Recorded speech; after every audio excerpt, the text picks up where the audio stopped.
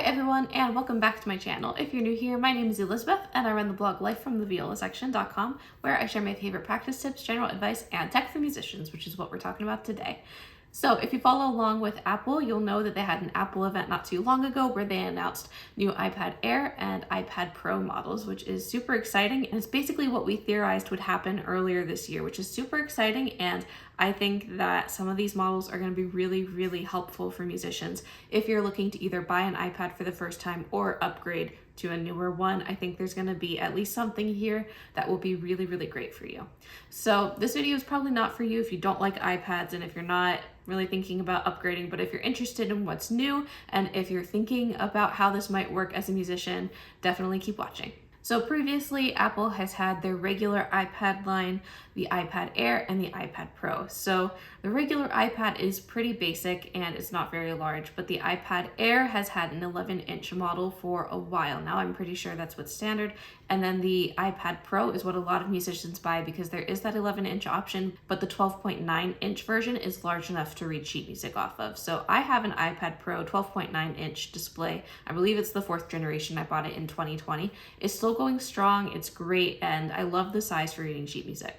So many musicians who want to read sheet music off of an iPad, if they have the money and the funds for it, then they will usually go for the 12.9-inch Pro model because that's what's large enough to read sheet music, and being able to read your music is the most important thing if, that's what you want to use your iPad for. So it's been years now since musicians have started using iPads, and particularly the iPad Pros.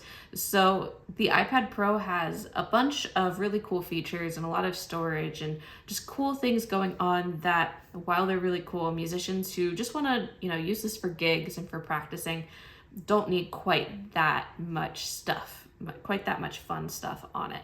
So Apple has now started making a 13-inch iPad Air, which sounds perfect because you don't get quite as many of the cool features, but it's still a really nice iPad and you can use the Apple Pencil with it, but now that one is going to be large enough to read sheet music off of. So it seems like this is going to be really, really great for musicians who want to either upgrade or buy an iPad for the first time. So let's get into a couple more of the specs of the Air and the Pro because there are pros and cons to each of them. And there are definitely things to consider if you're shopping around for an iPad as a musician now. So the new iPad Air in the 13-inch model comes with the M2 chip, which is really great. They did just unveil the new M4 chip on their new iPad Pro, and I believe the newest computers that they're coming out with have been on the M3 chip. So M2, not that far behind. The computers and everything still very, very fast, especially if you're upgrading from like 2018 and onwards. You're gonna get a faster experience and it's gonna be more reliable, using less battery and less heat and everything. Now between M2 and M4, they say that the M4 is way faster than the M2. I don't know how much you're gonna experience that if you were just reading sheet music off of your iPad, but those are the specs. Really, really good chips in both of these iPads, but still continuing mostly just on the iPad Air for now so that we can do one, then the other, and then compare. The iPad Air still uses the Liquid Retina display. So many screens now are OLED, like the best kind of screens that you can buy are OLED, and that makes blacks truer, the colors are truer, and the motion is a little bit more fluid and just nicer. So you are still on a Liquid Retina display, but Apple's Liquid Retina displays have been really, really nice. So, unless you're doing a lot of like video editing, photo editing, or artwork, or you need like really, really true to life colors, if you're just reading sheet music, black and white mostly, the display is probably going to be great. For all of the models now, they are putting the camera on the side, like the landscape side. So when you hold your iPad the long way in landscape mode, the camera is now at the top instead of like an iPhone where the camera is this way. It's now this way on the iPad, which I think a lot of us now are using our iPads in landscape mode. Of course, if you're reading sheet music, you might keep it like this, which is what I do when I perform. Though if you want to read it even larger, landscape is the way to go so that you can see things larger. You will have double the amount of page turns, but if you're using a Bluetooth pedal, then that's probably pretty easy as long as you know exactly where the music is going to go to when you turn. That can be the tricky thing there. So they put the camera on the landscape side just so that video calls are nicer, and it does have center stage, which is the feature where the camera tracks your face movement. So if you move over here, the camera's going to zoom in over here at your face. If you move over here, the camera's going to zoom in this way. Honestly, I have a couple students who have that feature turned on when they do Zoom lessons, and it's really annoying with music or with piano because it zooms in on their face and I can't see their fingers. You can easily turn this off in the settings, but I have some personal issues with center stage. Even though lots of people love it, I had to share on the internet my slight hatred for it. The iPad Pro is USB-C, and it does have Touch ID in the lock button, which is super nice. As far as I can read though, this iPad Air does not have Face ID, and if that's true, I'm gonna do some more research and not just quickly here while I'm trying to film this. But if that's true, then that's gonna be really, really annoying, honestly, because Face ID is in almost everything now, you know, all of your iPhones, all of your other iPads, and it's just normal, you know. It's great when you're practicing music on a stand. If you have to lock your iPad for anything, you come back to it and you just look at it and you swipe right up. You know, that's so easy, but then having to press and hold, then unlock.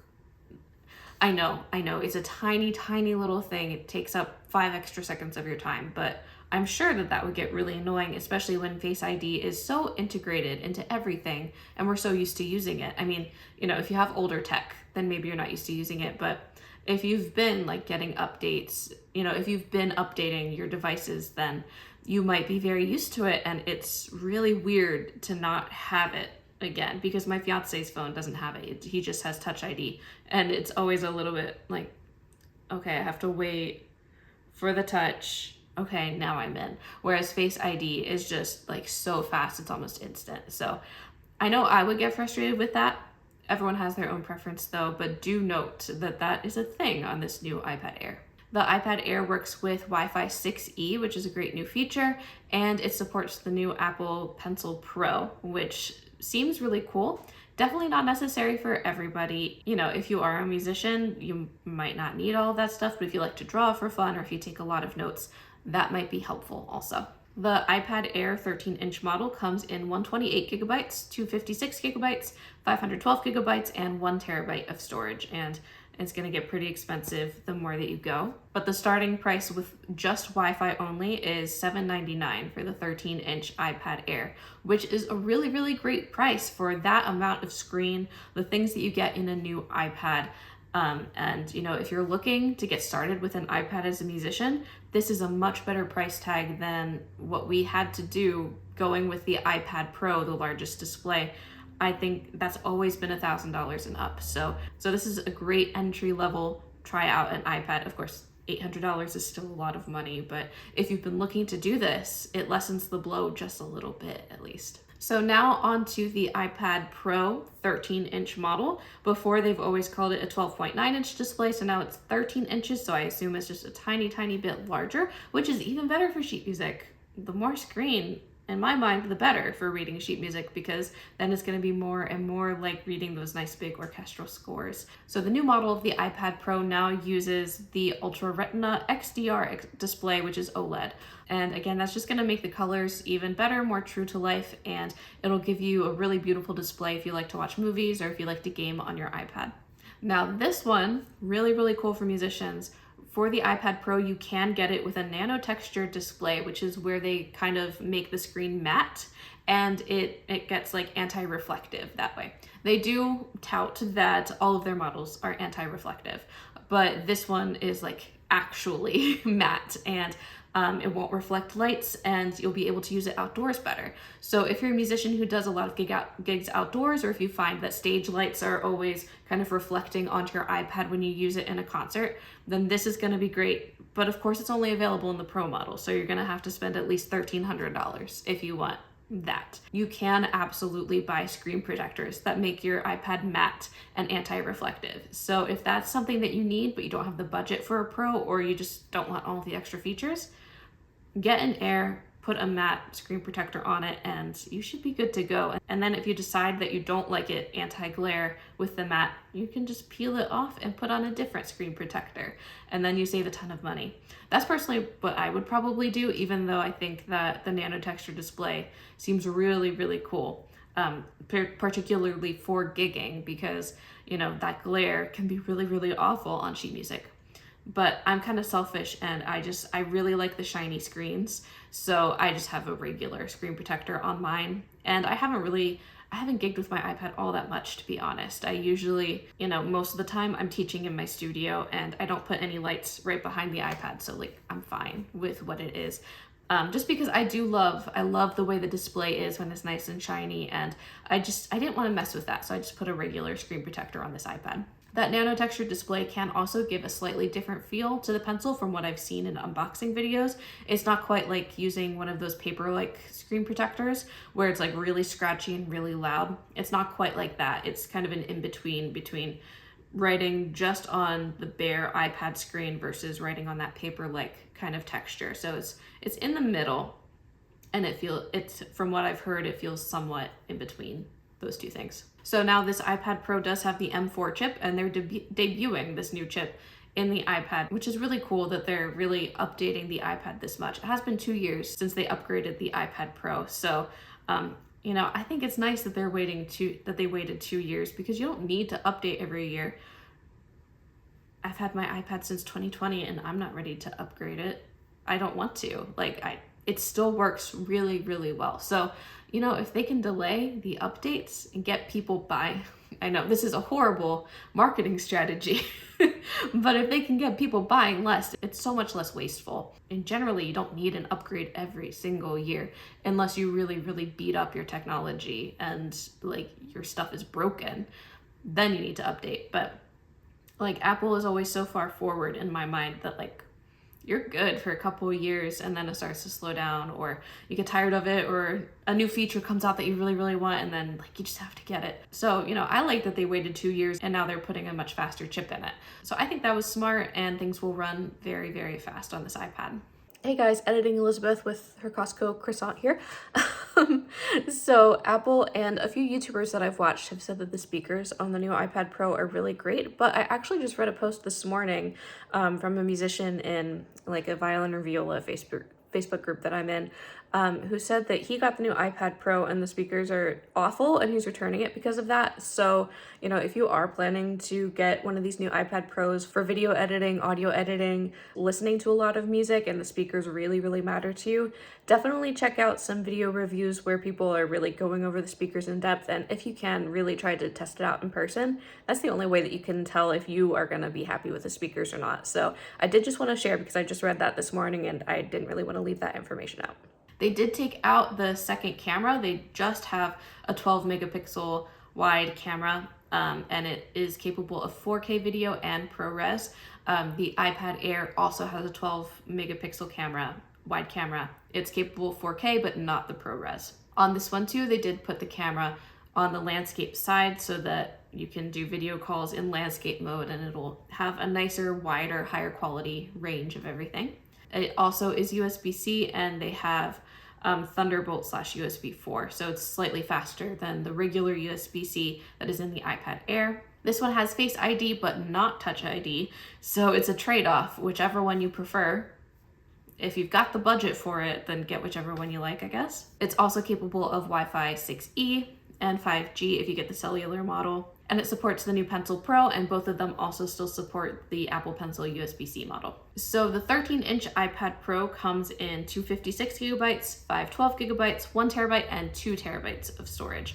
But the nano texture glass option is only available on the 1 terabyte and 2 terabyte models. So if you want that anti-glare and you want Apple's version of it, you need to get one of those big models, 1 terabyte or 2 terabytes of storage. You cannot get a smaller model with it. So, if you don't have a big budget, and if you just want the Air, but you really, really want that anti-glare, look around and find a screen protector that can maybe do that for you, and that can be a quick little hack to fix that. So the new Apple Pencil Pro seems really cool. Also seems really frivolous if you're just a musician using your iPad for sheet music. So you can now squeeze the pencil to bring up menus. You can tilt it to change, to basically change the type of line that you're drawing. And it now works with Find My. So if you lose your pencil, you can use the Find My app and find where it is, which is super helpful because I'm always hearing about people losing their Apple pencils. Thankfully, I've never lost mine. I've lost it in the bottom of my bag, but I've never really lost it. But I mean, it's over $100, so of course I'm gonna be careful with it. Like, that's how I am with it. So this might be really helpful if you do some art or if you take a lot of notes or write a lot on your iPad. Otherwise, I feel like these features are kind of just extra. But you know, if you want the newest tech, it's $129, which is the same price as the Apple Pencil 2, but that one is not compatible with these new products. So the Apple Pencil USB-C is $79, and honestly, I think that the USB-C pencil is really bad design because you have to take the cap off and charge it again, just like the old one, and I think that's so dumb. Personally, that one is $79 though, so you can save a good bit of money by buying this USB-C model, and you know, it's gonna work great. It's just charging it that might be really annoying, because just sticking your pencil on the side of your iPad is so easy, and then you have a home for it. It doesn't get lost if you just leave it there, if your iPad is staying in one place. But you know, going to charge it and then bringing it back, you can get it lost, you can forget where you're charging it. Just my opinions on the Apple Pencil. After, you know, I used to see people use the original Apple Pencil that was a lightning charger that you just stuck into the iPad itself. And it was so stupid seeing people use their iPad upside down with a pencil sticking up off the top of the stand. And the Apple Pencil 2, where it just charges on the side, was so nice. So now it's either pay the same price for the Pro model and you can charge it on the side, you've got all these extra features, or you can save some money and go back to that other design where you have to actually stick it into a charger to charge it. So those are my thoughts on the iPads. I don't plan to get any of these because my 2020 model works great and I love it, and I'm still very happy with it. I would love to be able to show you guys one, but I don't have the kind of audience to be sent one, and I don't have the money to buy them to show you. So if you'd like to see other people unbox them, there are so many great videos out there where you can really see it. But you know, when I was shopping for an iPad, I found it so helpful to hear other musicians talking about how they use it. So if you'd like to see how I use my iPad, I've got tons of videos. I will link them up in the It's a whole playlist of how I use my iPad as a musician. But also I hope that hearing which features might be helpful and which might not in this video will be helpful in your decision. Please let me know if you're planning to buy one of these models down in the comments. Let me know what draws you to it as a musician, because I would really love to hear, because not everyone uses their iPad in the same way. So if you use it differently than me, I'd love to hear your own thoughts. Again, I hope this video was helpful. If you have any questions, please leave them down below as well. And please like and subscribe. I post new videos every other Sunday at noon Eastern time. Thanks for watching.